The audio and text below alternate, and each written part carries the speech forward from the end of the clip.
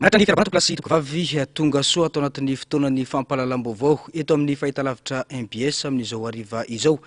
Manasanao ampanajana izay anaraka ny fampahalalam-baovao hatramin'ny farany. Vaovao makasika ny raharam-pirenena avy hatrany no isan-taratsika ny fampahalalam-baovao Eritsalama Rajonarvelo no notendreny ny fiadidin'ny fanavaozana ny Repoblikan'i Madagasikara ho Prime Ministre. Antony maro no nisafidianana azy eo ny fahaizany, ny fifandraisany ary ny traikefa ananany raha ny fampafantarana izay natao tetsy amin'ny lapam-panjakana Iavoloha io hariva io. Noho ny filohan'ny antenimieram-pirenena sy ireo solombavambahoaka eny anivon'ny lapany Tsimbazaza. Ankoatrany mafiloha-mpanolo-tsaina iraisam-pirenena azy dia pahay toe-karena manam-pahaizana momba ny varotra iraisam-pirenena sy ny indostria. Filohan'ny filakevi-pitantanana ny Beny teo aloha ary filohan'ny fivampama teo aloha i Rajonarvelo Eritsalama izao lasa Prime Ministre izao. Ndao rahantsika avy hatrany ny fanazavana mahakasika izany. Fotoan-dehibe ny androany satria fotoana ametrahantsika ny Prime Ministre voalohany. Prime Ministre vaovao amin'izao fotoa hanavaozana izao. Tsara marina fa nanaraka antsakany sy andavany ny lalam-panorenana antsika dia ny artikla faha 450 zany satria ny solombavambahoaka izay tazantsika manotrona taoriana rehefa no nanototra io Prime Ministre vaovao io. Tsy ho tononoko eto ny anarana fa avelako hoan'ny matoa sekretera général présidentia no hanonona ny anarana sy ny mombamomba azy. Fa ny fidianana azy dia antony maro. Ao ny fahaizana, ao ny traikefa izay ananany, ao ihany koa ny fifandraisana indrindra amin'ireo fikambanana iraisam-pirenena izay miara-miasa amin'ny firenena malagasy. Filohan'ny fanavaozana ny Repoblika filoham-panjakana. Andriamatoa filohan'ny antenimieram-pirenena, ianareo solombavambahoaka mpikambana eo anivon'ny antenimieram-pirenena izay manatrika etoana, tomboky lahy sy tomboky vavy. Ankehitriny dia ho vakina amintsika ny vidim-panjakana manendry ny Prime Ministre lehibe ny gouvernement. Ny fiadinan'ny fanavaozana Repoblikan'i Madagasikara, vidim-panjakana laharana fa 524 tsipika 140 aotraray. Anendrena ny Prime Ministre lehibe ny gouvernement. Ny filohan'ny fanavaozana Repoblika filoham-panjakana. Araka ny lalam-pandrenana, araka ny fanapahana laharana fa 10 tsipika HCC tsipika D3 tamin'ny 14 oktobra 2024 noraisy ny fitsarana avy ny lalam-pandrenana mahakasika ny fangatahana amin'ny vahaolana amin'ny fivoahana ny olana momba ny alim-panjakana sy politika ankehitriny. Dia mamoaka izao vidim-panjakana izao. Andiny voalohany. Araka ny andiny fa 450 ao amin'ny lalam-pandrenana dia tendrena ho Prime Ministre lehibe ny gouvernement Andriamatoa Eritsalama Rajonarvelo. Mangataka panajana ny sanatelo.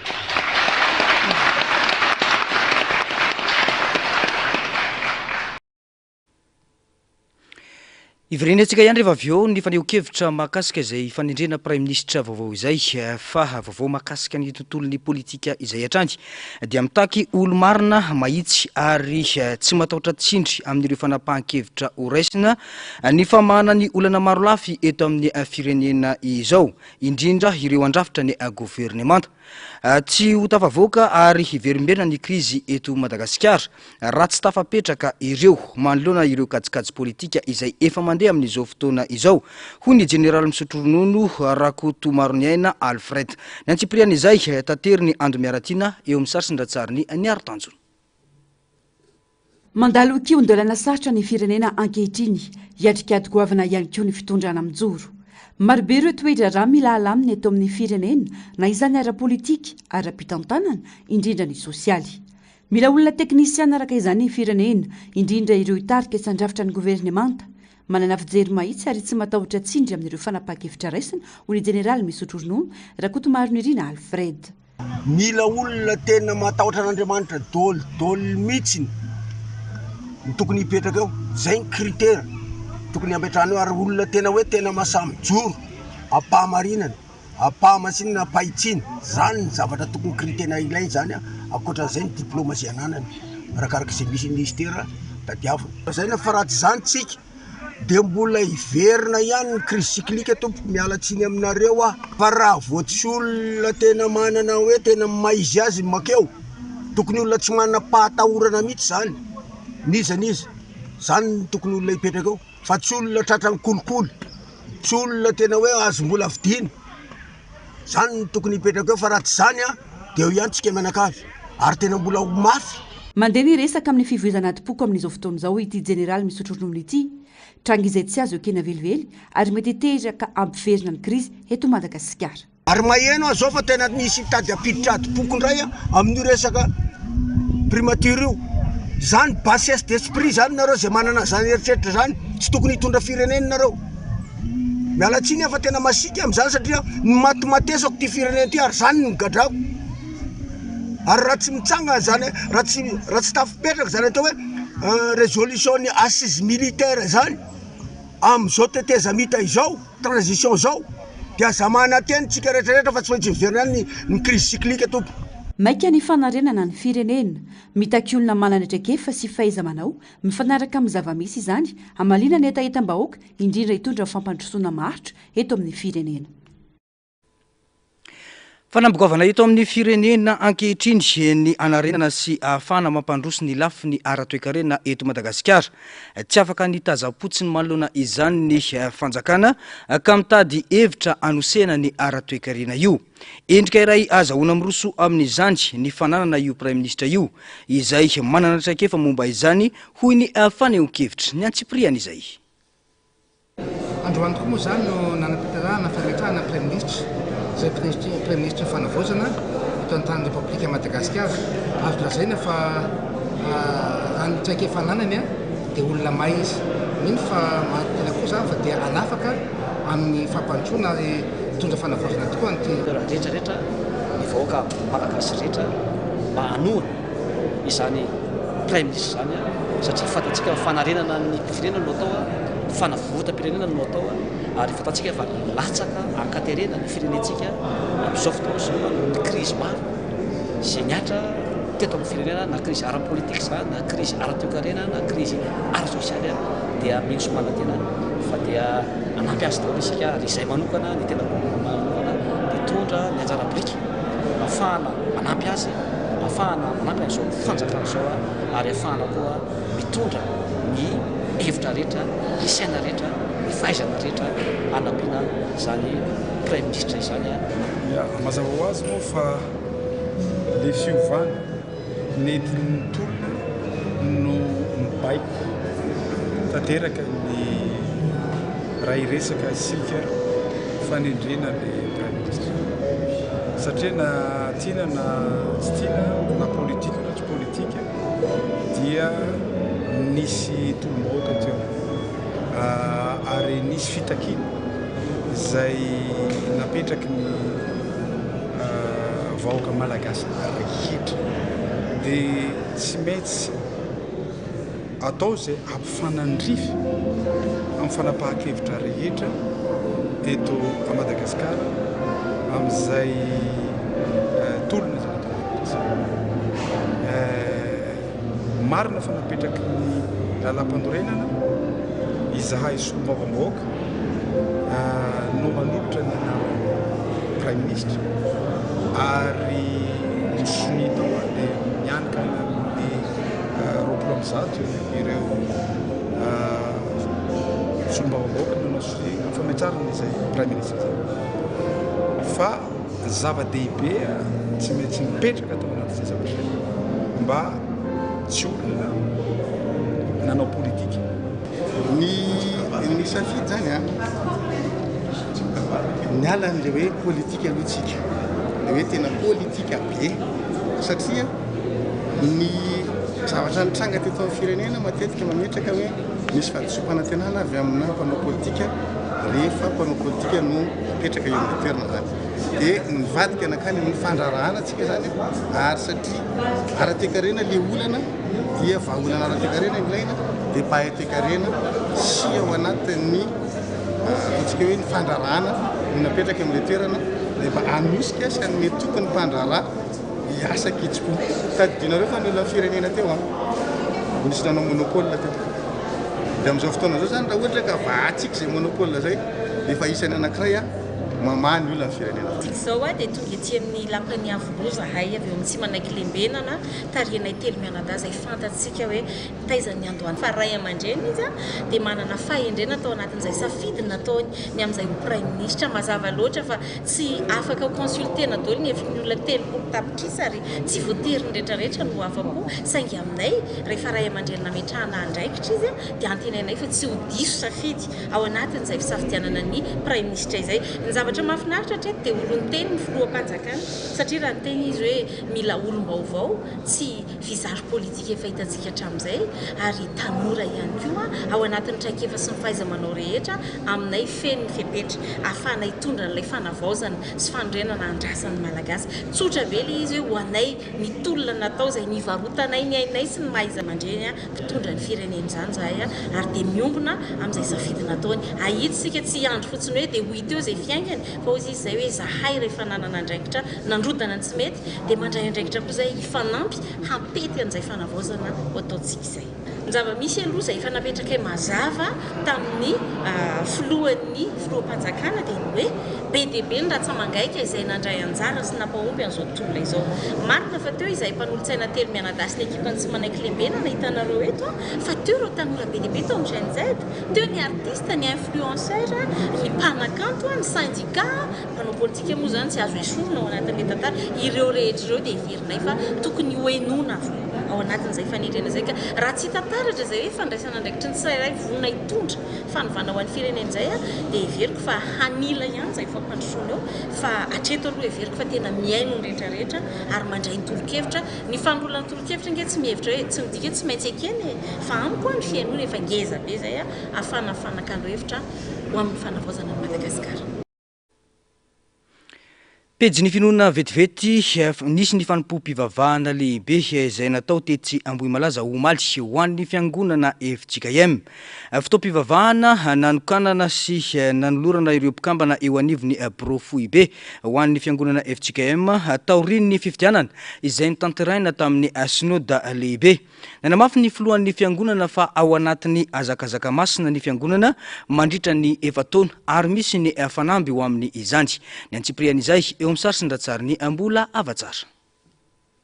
Olo manakaja maro no tonga niatraka ny fotoam-bavaka lehibe fanolorana sy fanokanana amin'ny fomba ofisialy ireo biro-mpiandraikitra Foibe ho an'ny fiangonana FJKM. Isan'izany ny filohan'ny fanavaozana ny Repoblikan'i Madagasikara sy ny filoham-pirenena teo aloha Ravalomanana maefa be mandrakariva amin'ny asan'ny tompo no teny faneva nametrahana sy nifidianana ireto mpikambana biro Foibe ireto. Noho izany manana vina lehibe ny fiangonana mandritra ny fotoam-piasana ao anatin'ny efataona dia ny firenena kristiana hatrany any Madagasikara hoy ny filohan'ny fiangonana FJKM. Ny FJKM dia manana vina lehibe manao hoe olona hijanona ho firenena kristiana hatrany Madagasikara amin'ny taona 2024. Terin-jato taona taty aoriana ny diran'ny misionera izany. Tonga soa anao Andray Matoa filoham-panjakana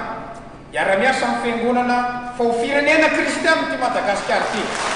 amin'izao andro izao. Ary mbola hitohy ho an'ny taranaka mandimby fa hifantombiasana hitoerana sy ny andraikitra arisorana ny tompo. Ny foto-dalàna sy ny fitsipika FJKM dia milaza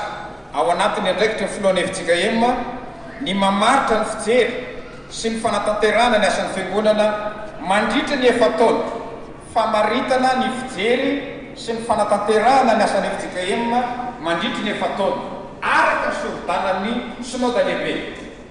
Dia arak'ireo ariavana dia atolotra eto izany fijery sy fanatanterahana izany. Fantatsika teo ny teny sinoda lehibe teny faneva manao hoe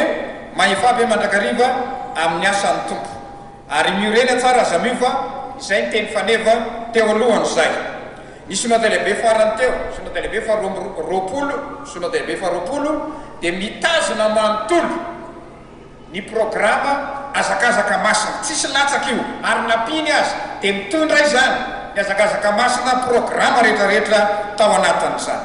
ary dia raisina programa anatin'ny fepitoam-piasana izay efa nampitolotry ny bransona dia lehibe atsika teto masotsika izany anankiray amin'ny tapaka synode lehibe zany. Efa nijoro hatrany ho an'ny vahoaka malagasy ny FJKM koa mangataka anareo mbola ijoro itsangana arak'izay asa napetraka Jesosy amintsika izay dia ny ampaminany ny firenena. Hoy ny filohan'ny fanavaozana ny Repoblika ny kolonely Mikael Randrianirina izay nandamarika fa raha sanatrika solafaka ny tenany dia manantena fanitsina avy amin'ireo ray aman-dreny. Za dia te hiteny te handrisika lalandava anareo atao amin'ny FJKM izay efa nijoro foana anareo any vahoaka malagasy teo dia mbola mangataka anareo hijoro lalandava.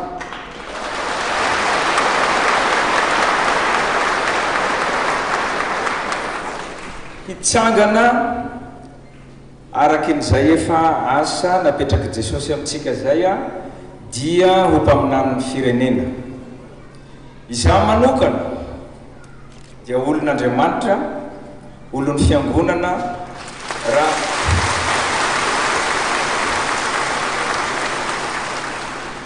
raha sanatry reka solafaka teneno ray aman-dreny.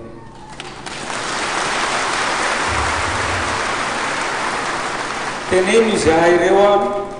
hoe misy tsy mety ny ataonareo. Manazava zahay raha ohatra ka azo azavaina, raha tsy azo azavaina dia fa adisona ny dikan'izay hovaina ny famindra.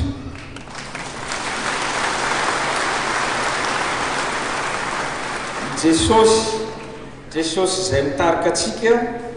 no sakana amin'ny teny frantsay balizy ho atsika rehetrarehetra tsy hanaonao foana.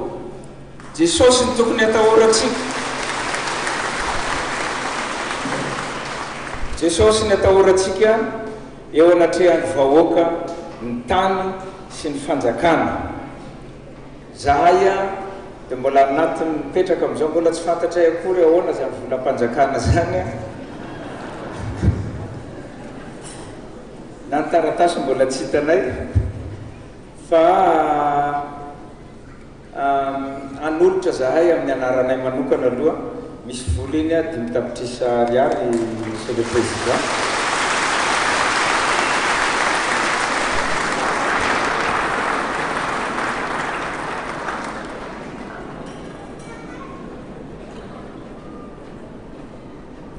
Amin'ny anaranay manokana iny tsy volam-panjakana iny sao dia isy teny ray hoe rehefa hoe volam-panjakana.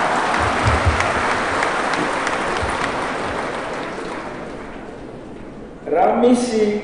keso ho ny fanamboarana fanorenana na keso ho ny fanaovan-tsoa ho an'ny madinika an'Andriamanitra dia izay manomezanay an'iny Andriamanitra filoha.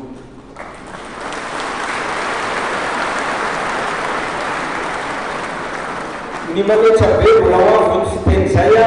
itsika mijoro amin'ny anaran'i Jesosy Kristy ary ny zavatra rehetra atao dia voninahitra ho an'i Jesosy Kristy ho an'Andriamanitra rereny voninahitra izay azefatra amin'ny tanaodina ary mandrakizay.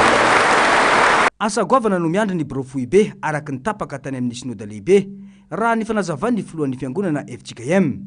Azakazaka masina izay anaovana ny asa ho an'Andriamanitra sy ny vahoakany.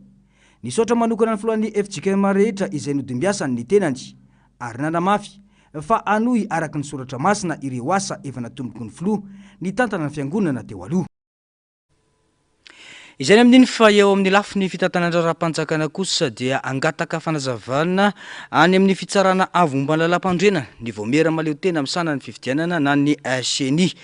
momba ny didy izay navoaka ny HCC no antony ity fangataham-panazavana ity. Raha ny fanazavana dia tanjona ny ahafahana mandray fanapahan-kevitra tsy voaka araka ny lalàna hoy ny fanamafisana. Ny antsipirian'izay avy hatrany eo amin'ny sary sindratsary ny ambola avatsara. Araka ny andininy faefatra amin'ny didina voaka ny fitsarana avo momba ny lalam-pandrenana laharana fahafolo HCC tsipika D3 ny 4 Oktobra 2024 dia mitoy atrandry ny asan'ireo andram-pahatakana sy ny rafitra isan-tokony. Isan'izany ny any Vomera maleo tena misana ny fifidianana. Na izany aza, angataka fanazavana eny anivon'ny HCC ny CENI mba anazavana sy anamafisana ny lafin'ny ara-dalàna amin'ny fanatanterana ny hasan'ny CENI.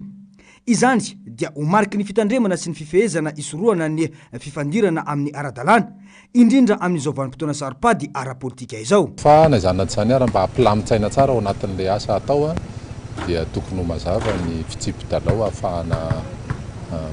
miaina tsara. Inona moa hoe fitsipy-dalao fa nisy ny fanapahan-kevitra noraisin'ny RCC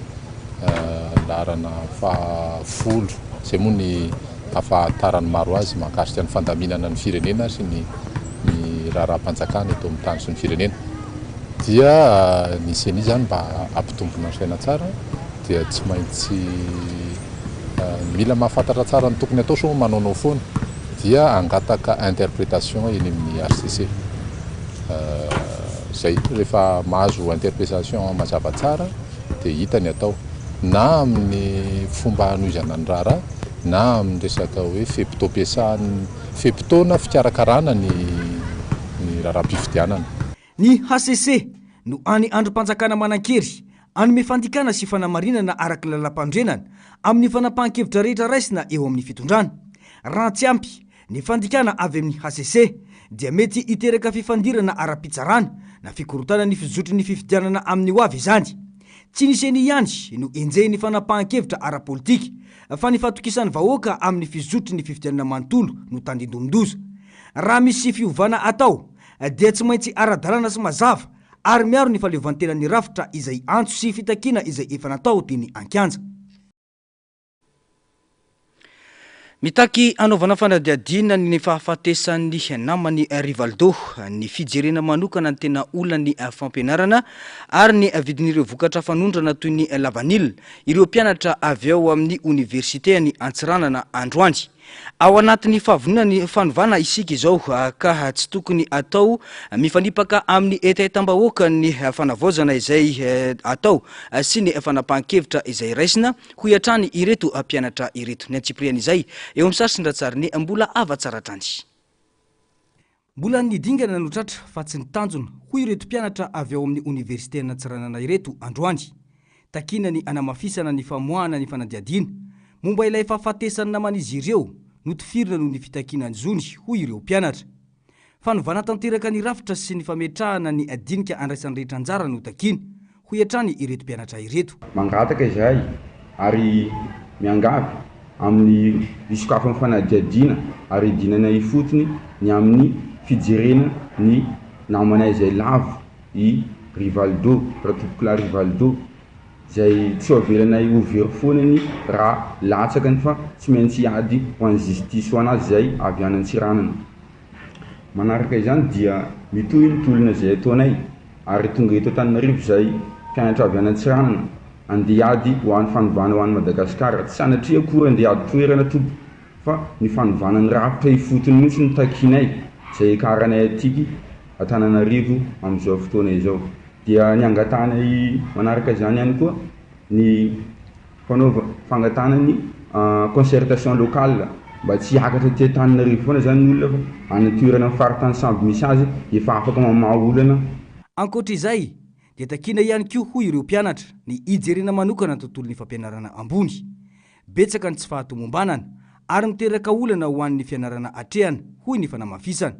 Isan'izany ny jiro sy ny rano. Resaka ny recrutement ny mpampianatra. Raha zahavana amin'izao ny mpampianatra dia maro ny mpampianatra mivoaka nefa tsy recruté. Mampanahirana zegny amin'izao fotoana zao ataoko fa problème be dia mila jerena akaiky koa zegny ary jerena aingana indrindra zegny tadiavana vahaolana mahatry ahafahany mpampianatra mandray karaha zany.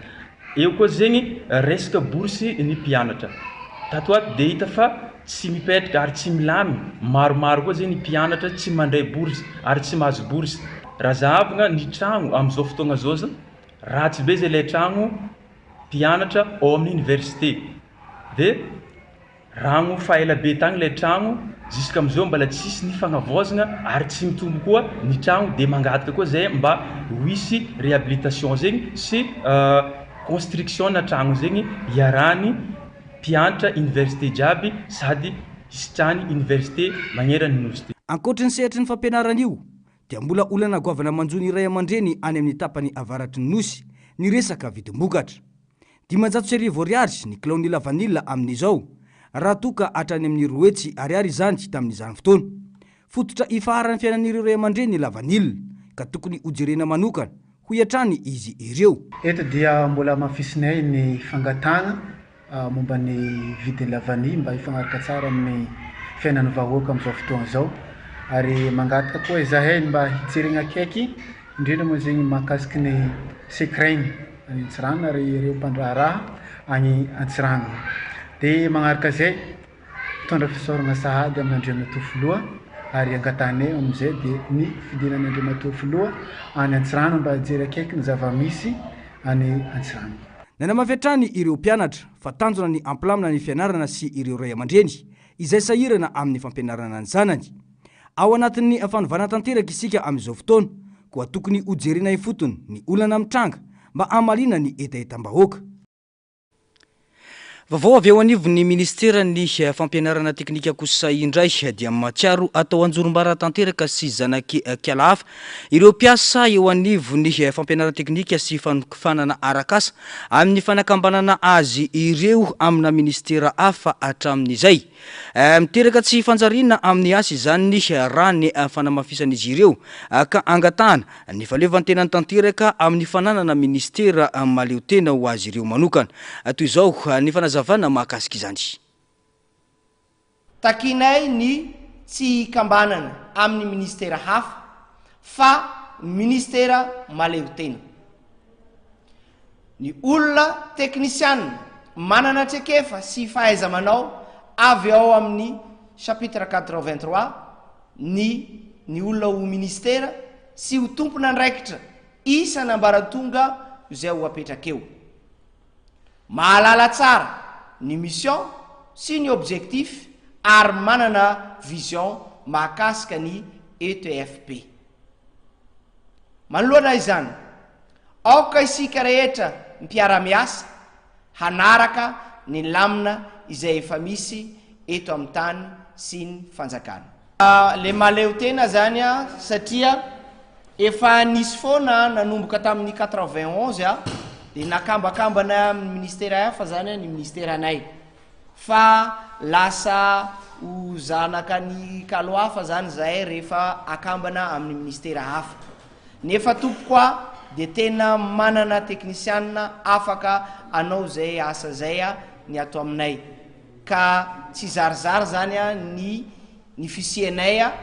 raha ohatra ka akambana amin'ny ministera hafa izay le hoe maleo tena tanteraka izay ato amin'ny ETFP. Izay ny ministera ny fampianarana teknika fa ho an'ny ministera ny fambolena kosa indray dia miray feo amin'ny malagasy rehetra mitaky ny isy ny fanovana rafitra ireo mpiasa ny ministera ny fambolena sy ny fiompina mivondrona ao anatin'ny sendika iray raha nanao fanambarana tamin'ity androany ity. Nanamafy ny fanohanany ny fitondrana mijoro ankehitriny ihany koa izy ireo. No mafisin'izy ireo tao anatin'izay fa manana traikefa sy ampifahaizana manao hitantana ny ministera ireo mpiasa ao aminy ka tsy mila olona avy any ivelany azy ireo. Ny antsipriany izay tateriny Andro Miaratina eo amin'ny sarsin-datsariny Mathieu Princy.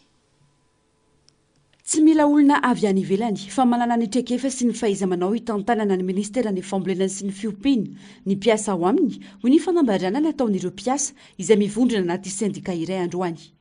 Mijoro ara-panjakana ny sendika tsy tokony ora samihafa mandeha amin'izao fotoana ho izy ireo. Voalohany indrindra aloha dia tapaka teto anivon'ny mpiasa rehefa nivory isika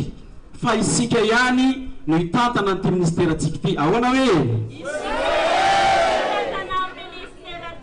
tsy mila olona avy any ivelantsika asiorakorana isika zao dia mahavita mitantana ministera misy isan-karazantsika ato, ao ny teknisianina, ao ny mpandrara fieno dia fieno ny maripaizantsika tamin'ny ministera fambolena sy fiompiana. Tsy mila olona avy any ivelantsika tompoko lahy sy tompoko vavy. Ankoatr'izany dia mbola misy ihany ny raha matahora, mbola misy ihany ny raha matahora amin'izao fotoana izao.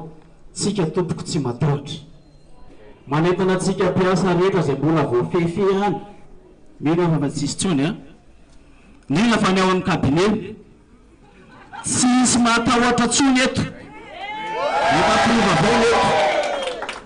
ary isika zao dia akangamaro manarak'izay dia ho an'ny sata mife ny mpiasa-panjakana ny rafitra syndikaly no zany tena droatsika zoatsika miaina ao anatin'izany syndikaly zany mitaky ny jerena manokana ny momba ireo rehetra lasibatra rehefa misy tranga manamarika ny firenena tahaka izao ireo mpiasa na izany amin'ny karama na amin'ny fampidirana azy ireo mpiasa-panjakana rehefa misy ny zava-mitranga ohatra zao amin'ny firenena zany hoe tsy maintsy misy crise politika dia matetika misy foana ny olona somary victime nefa ny reny olona reny zany mandray tokony jerena ihany ohatra fotsiny zao afa misy miteny ato ireo établissement public rehetra ny zany zao ny karama mpiasa ny zao dia dimampolo isan-jato mbola voatonga any amin'ny établissement tsirairay ka noho izany tsara ihany jerena hoe ahoana natanterahany budget zay efa voatokana ao anaty loi de finance reny ho tonga any amin'ireny établissement tsika marobe zay rahatase ministère agriculture sy ny élevage reo mba ho tonga any amin'izay akoatr'izay dia misy amin'ireny olona reny mbola tsy tafiditra mpiasa-panjakana foana dia noho izany dia nangataka manokana zareo hoe mba tenenao hoe misy ny basculement amin'ny budget général zany hoe avadikitsika any amin'ny budget général zany le budget ny loi de finance iny zany satria vola-panjakana ihany iny nandray anjara tamin'ny fitakiany vahoaka malagasy mitaky fanovandravitra teto amin'ny firenena ny mpiasa ny ministera ny fambolena sy ny fiompiana tombontsoam-bahoaka no katsahina fa tsy tombontsoa an'olon-tokana ka antony joroana hoy ny fanazavana fahavalon'ny fandrosoana ny tahotra ka novan'izy ireo antso ny joroana ampasahina isiny ny tena fanovana sy fanarenana eto amin'ny firenena ny tahotra ao anaty dia tsy ahavitana mijoro ny tahotra ao anaty ny tsy hipotrahany marina raha te hanarina sy te hanova nefa ianao ka te hahita famarinana dia reseho aloha ny tahotra ao anatinao fahavalon'ny fandrosoana tompoko ny tahotra ary ny tenanay na dia vehivavy ara na hainy torabato azy no nitolona satria nahoana te ho afaka izahay ary tsy ho anay irery fa ho an'ny malagasy rehetra mila fanovana hovaina hatrany amin'ny toe-tsainantsika rehetra ny fiatsaram-belatsia ny firaisan-kinany rehetra sy ny firaisam-pony rehetra no afaka hanarina sy hampandroso ary atafavoaka anaty lavaka mangitsokitsoka mahazo antsika izao vonony ampipo ao anaty reseho ny tahotra mijorofa malagasy ianao ary mila anao ny tanindrazanao mijoro ara-panjakana ny syndika ny mpiasa ny ministera ny fambolena sy ny fiompiana izay efa nisy nanomboka ny 12 jona 2012 miray feo ary nampiseho firaisan-kina ireo mpiasa avy amin'ny departementa maro samihafa amin'ny fitakiana izay atao izy ireo izay miray feo amin'ny malagasy rehetra mitaky nisy ny fanovana rafitra ary manohana ny fitondrana mijoro ankehitriny izay tariny kolonel Randrianirina Mikael fa toy ny fokotany maro eto Antananarivo amin'izao fotoana izao dia mitaky ny anaovana fifidianana sy fokotany ihany koa ireo mponina etsy Andavamamba anaty azo voalohany antony zany ny fikatsahan'ny mponina anaovana fanavaozana manoloana ireo fietsika sy fomba fitantanana tsy mahomby atao antoerana raha ny kasa analany sy fokotany ireo mponina ny maraina teo dia efa tsy tao antoerana ny sy fokotany ary ny hidiny birao antomiaratina sy ny tanjona no mitatitra ny antsipriany izay mandeha ila ny fitantanana ny fokotany manjaka ny kiantro anatrano eto Andavamamba anaty azo voalohany raha ny fitarainany ireo mponina ka hitakin'izy ireo ny analany amin'ny toerany mpitantana ao toerana isan'ireo fokotany isany tsy mangarahara risy kajikajy maloto samihafa ny ihany koa teto nandritra ny fifidianana raha ny fanamafisana miaingany fotony ny fanovanao izy ireo miala ny firongon'ny mpitondra teo aloha teo ampikasana ny anala amin'ny toerana ise fokotany ireo mponina no nidiny birao efa vonona hono zany ny président fokotany hiala dia nidiny le fokotany mbola tsy ao le fokotany fa raha mila taratasy zany ny olona dia ahoana dia zay zany malahelo mihitsy zay satria zao ny fitondrana teto amin'ny fokotany teto mandeha ila izy zany tsy mijery ny vahoaka mihitsy fa manao akitrano trano rehefa nikonkonina zany ny olona satria tesitra ny olona satria hoe mila miovatra ty fotony tesitra ry zareo dia hitanareo tsara ny vavan'ny sekretera fokotany teo dia nenay zany dia nenay zany ny tianay mangataka anareo tompona ndraiky zay hijery ny fokotany hijery rehetra ty fokoa satria tato amin'ity fokotany andavamamba naty azo ty ny tena nisy azy zany hoe molona maty nanana karapifidianana karapanondro pirenena tao ohatry zany niainga vato amin'ity fokotany ty ny zavatra angatahanay zany dia ny mpandeha lavirary anyty satria tsy adalanay kory ny tolona 9 taona teo andeha lavirary le izy andeha ho araky ny fitiavan'ny olona anazy zay tsy hoe ametrak'olona fa ny zavatra angatahanay fotsiny miala daholo ny finongony TGV rehetra dia misolo vaovao. Nanda ireo filazan'ireo ny sekretera Bokotany manaiky ny ala izy ireo raha izay ny fitakiany vahoaka hoy ny ambarany. Tany tsisy an'izany mandeha tongilan'izany eto Fokotany azonao zany antaniny olona fa ny olona mahazo tombotsoa no manongana amin'ny président dia zay va vonina ny ala satria io tsy lovanay tompoko voniny zay ny ala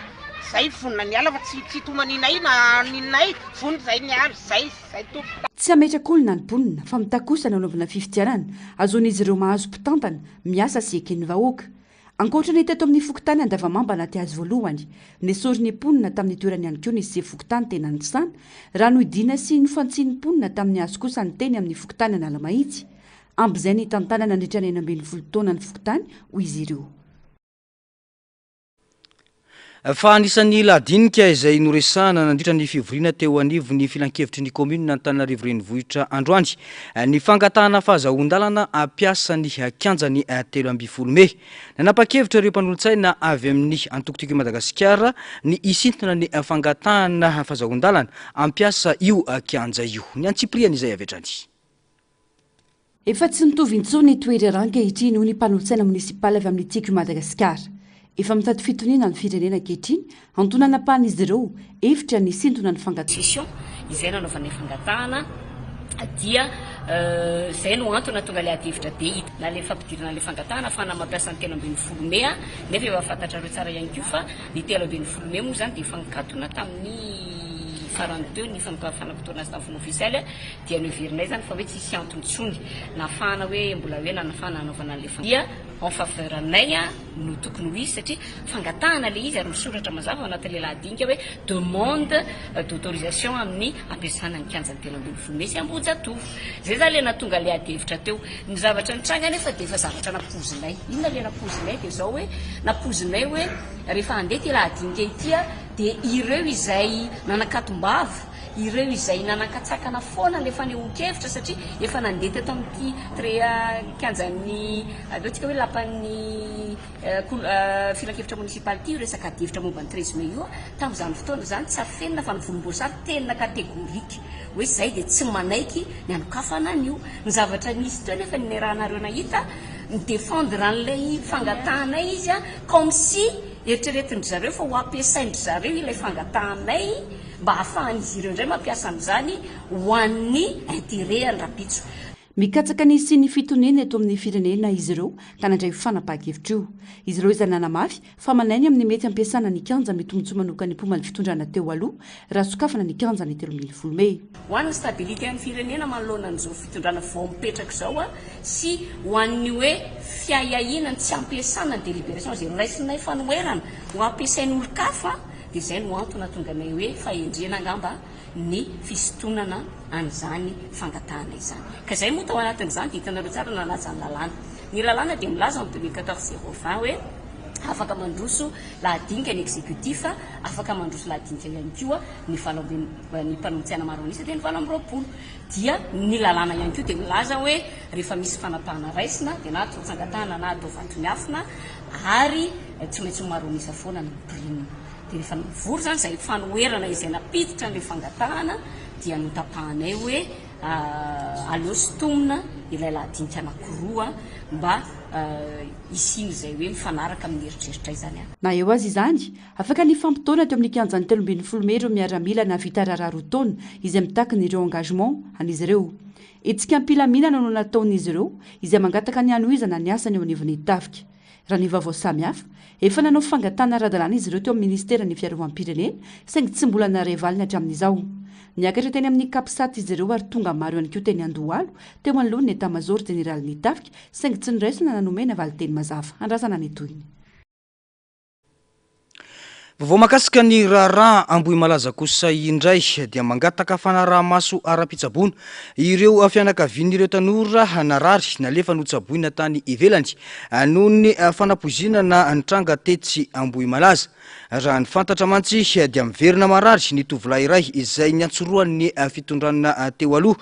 no ny fitsaboana azy nalefa talohan'izy 5 mianada izay notsaboina tany Maurice. Etsy ankilany dia iroso amin'ny famoazana ny fitoriana momba ity raha ity ny eo anivo ny fianakaviana ny Antsipriana izay. Raha fanapozinana nitranga teny Ambohimalaza ny 14 Jona lasa teo. Tranga niteraka adevitra be teo amin'ny sehatra ara-pahasalamana sy sosialy eto Madagasikara. Namozana aina tanora 570. Araka ny nambaran'ireo fianakaviana ny Aramboina dia mila fanaraha-maso ara-pahasalamana sahaza ireo tanora nalefa notsaboina any ivelany. Na dia efa nisy aza ny fitsaboana natao tany Ambolohany. Nilaza ny fianakaviana fa na dia efa voatsabo aza itojo izay noraisy ny mpitondra teo aloha antanana ny fitsaboana azy tany ivelany dia tsy nisy fanaraha-maso ny fahasalamany rehefa tafaverina eto Antanindrazana ny tenany ary dia misy tranganaretina miseho aminy amin'izao fotoana kisy zay victime teny mbola misy tsy salama misy na tevasanina fa lasa tsy nisy le suivi après an'izay aloha indrindra teo amin'ny toto zany itojo na tevasanina izy moa lasa talohan'izy 5 mianada zay nalefa ny honorable Sikesiana ajaina manokana izy tamin'ny fandraisana tanana iny dia itojo miala avy any tsisy suivi atreto dia rehefa tsisy suivi izy miaenjana be miagravy le areta satria miasikotra be zao amin'izao tsika ny teny zao miamaniry le nofo ao aminatiny porte vocalany ao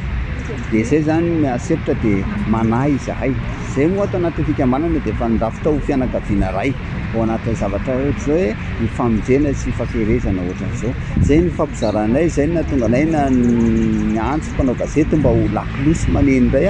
ho an'izay tompona andraikitra mba afaka andray tanana anay zay victime malaza amin'ny suiviandreo zasy ireo dia zay no mba somary nanaovanay an'izao fionana kely sy filazana amina presse ohatran'izao zany mba isiny satria atreto moa miova le fitantanan-draharaha eto amin'ny firenena dia zay fiovan'ny fitantanan-draharaha zay tsy mbola hitanay hoe izy no atonona nisy any ny prise en charge zay tokony natao anay tany amin'ny IMM fa tapaka izy araka ny filazan'ny zareo omaly alahatra taminay satria niantso ny vatana ny dokotera tompona andraikitra atao zay dia tapaka izy dia eo mampanahinay hoe aiza no lalana aleanay izy mba tompona andraikitra ndray mba mandray an'izay izy akoatran'ny tojo misy an'izy 5 mianada zay nalefa ny andaniny tamin'ny fotoana andrany teo zareo ireo aloha salama tsara fa treto tsy fantatra hoe manahoana no suivi zay tokony mbola ho atrehana sy mbola ho atao manaraka an'izay zany rehetrarehetra zany mahatonga anay manao an'le mba fampandrenesana kely mba hoeniny zay tokony andraikitra. Isan'ireo tao anatin'ireo tanora 5 no raisy ny fanoherana antanana ny fitsaboana ity tovavy ity. Salama tsara ny tenany amin'izao na dia hita ho marefo aza satria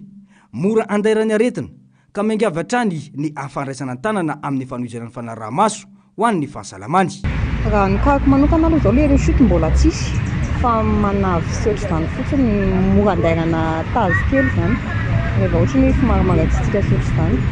en tant que victime normalement tokony mbola mila suivi zahay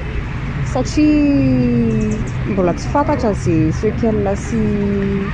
vokatry le zavatra mianeriana any dia tokony mbola manao suivi matetitetika ohatra. Hatramin'izao zany nareo mbola manaraka traitement? Oui, mbola manaraka le traitement le fanafody azonay tany zay amin'izao. Mikasika ny fitorinana natao momba ny raharaha Ambohimalaza dia nilaza ny filohan'ny fikambanana fa miroso amin'ny famoazana ny fitorinana natao izy ireo. Mazava ny tanjona amin'izany dia ny voany tena marina momba io raharaha io raha ny fanamafisana andrasana ny toyiny. izay ny amin'iny fa iverina vetivety ao anatin'ny tontolon'ny politika isika tsy mbola vita ny tolona fa maro ny ezaka sy ny asa tokony atao izay ho tanterahany rehetra isy ny tena fampandrosoana eto amin'ny firenena raha ny fanambarana izay nataon'ireo zanaky ny faritra enina eto Antananarivo tamin'ity androany ity mitaky ny anafainganana ny fijoroan'ny gouvernemanta izy ireo ary mba tena amany olam-bahoaka miaraka amin'ny prime ministre vaovao mila amafisina ihany koa ny fampiavana pirenena anatin'ny fahamarinana hoy kosa ny antoko akintany Madagasikara ny antsipriany izay ny angatahanay dia ny hitsanganany gouvernemanta haingana amin'ny fomba zay malaky ka engane ka gouvernemanta ny prime ministre zay ho tendrena ao de prime ministre ho enkeny besiny maro hankatoaviny ireo mpianambody namina amitsika ihany koa engane zay prime ministre ho tendrena ao ankalalahana fa tsy ho antery de satria olo fantatrao ny hiara-miasa aminao mba hahafahanao manatanteraka antsakantsy andavany ny vina sy ny zavatra rehetra ho tanterahinao ka ho prime ministre zay mahafantatra ny olana misy eto Madagasikara ho prime ministre mahay mamaha olana ny zay misy eto Madagasikara indrindra fa ny problemany reto génération Z reto zay mafy de mafy tokoa ny rivotry iainany zay no natao ho fanavotam-pirenena ary zay no natao ho any tanindrazana satria masina ny tanindrazana ka le fifamelan-keloko ao amin'ny fampiarana ny fahamarinana tokony hitovy daholo ny traitement ny zanaky ny malagasy rehetra na eo amin'ny fitondrana na ny vahoaka mitariky ny firaisankina tokony any no hitsarana azy mamela heloko ao anatin'ny fahamarinana fandrindrana ny fihavanana rehefa nitsarainao i prime ministre Mahafaly Olivier tsaray koa i prime ministre Ntsay Christian aiza tokoa trandrimatoa prime ministre le 36 kilo volamena atao anaty coffre ianao ny mitondra ny tany sy ny fanjakana atao vitan'olona ohatrany eny Mahafaly koa vao nipetraka teo reo mpitondra reo nanao ny azy ny pôle anti-corruption na ny Bianco nanao ny fanambaram-pananana miara mahafantatra antsika nahita maso indrindra nareo mpanao gazety amizao amarino ary ny fananana azy ohatry zareo mifanaraka am'le fanambaram-pananana nataony tamin'izy nandrainy andraiky ny ve sa misy fananana moeo pampana satria mandeha ny resaka amizao manana trano telo any Paris ony iranona sy ranona tsarao zay mioa pampana alo fa fananam-bahoaka fananam-panjakana zay ny tokony atao misy tsy mety nataonao Andry Rajoelina zao olo miala amin'ny fanananao miverina amin'ny kitapo-bola-panjakana zao ny azonao amin'ny karamanao ara-dalàna itiana ianao zay zany mba hisiny fahamarinana eto amintsika eto ary manana sampandrarampanao an'izany dolo angeny tompona andraikitra rehetrarehetra na any amin'ny présidence na reo service de renseignement généraux ny tafiky ny gendarme tsy anday hitoroka grenade ny raha mahamay gendarme fa mba raisy koa ny andraikitra raha tena hoe miaro ny vahoaka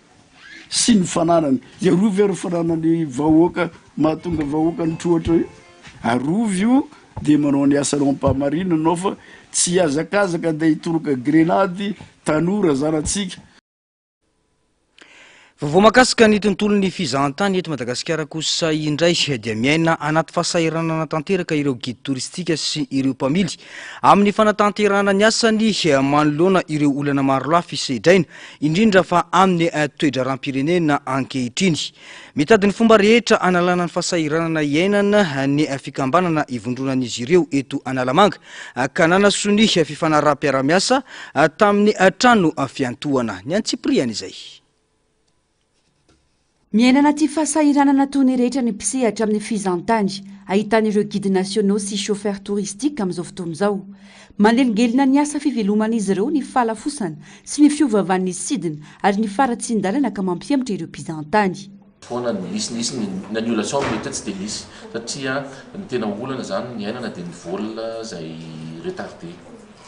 ny volna miova tanteraka amin'ny programme-ny touriste rehefa retardé ny volna ratsy ny lalana dia kamo le vazaha dia amin'le lalana ratsy satria reraka izy dia ny option manaraka nefa rehefa kamo le vazaha dia lalana ratsy dia tsy maintsy ny volna nefa lafo sady lafo no miovaova retardé annulé dia eo zany ny zavatra zay tena tsy maintsy zavatra iainana zay tena hoe manelingelina n'le asa ao anatin'izay rehetrarehetra zay. Miandraiky amin'ny vantany any amin'ny fiveloman'izy ireo izany raha ny fanamafisany tsy ny lafiny ara-bola ihany fa veratra amin'ny fotoana ihany koa. Izay raha vao misy annulé ny asa anankiray dia misy fatiantoka ny dikan'izay réservé anao andeha pour 15 jours annulé iny no ny antony samihafa zay transsecteur na zavatra zay miova dia misy fatiantoka ao anatin'izay tsy afaka hoe estimetsika hoe mety hoe zao na zao ariary mety hoe fatiantoka fa en général ny fatiantoka zany dia misy hoe au lieu de miasa ianao dia tsy miasa rehefa tsy miasa ianao dia tsy mandray vola satria ny guide miasa tena dia ny guide zany tsy avao tsy miasa dia tsy mandray vola zay en général dia dikan'izay zany raha vao misy annulation raha vao misy fiovana programme dia misy fatiantoka ao miasa ny guide. Tady ny fiara-miasa rehetra araka izany ireo fikambanana analefiana ny vola mivoaka amin'ireo mpisehatra manoloana ny fahasahiranana ankehitriny ka nitady lalana any amin'ireo trano fiatohany. 500 amin'ny assuransa ihany no alohan'ireo mpikambana rehetra vokatra ity fifanarahan'ny-piara-miasa ity. Fa 500 zany no sitrahan'ny membre anay zany hoe ao anatin'ny association misy tompony automobile misy ihany koa nefany tena chauffeur miasa manolona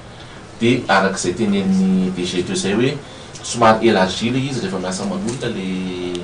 le chauffeur zany zay membre aminao satria misy chauffeur touristique ao dia noho iny chauffeur touristique membre ao aminay no azahoan'ny tompony automobile zay hoentiny an'ilay réduction ana 50%.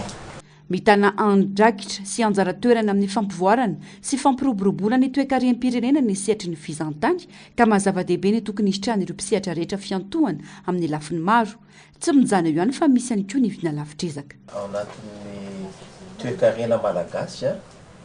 amin'ny malosy atsika dia manana andraikitra lehibe mihitsy ny resaka tourisme zany fizahantany.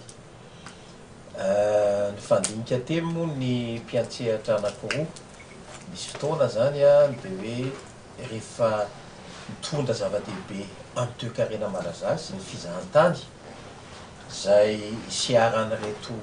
namana anatin'ny association zany dia tokony hifanohana.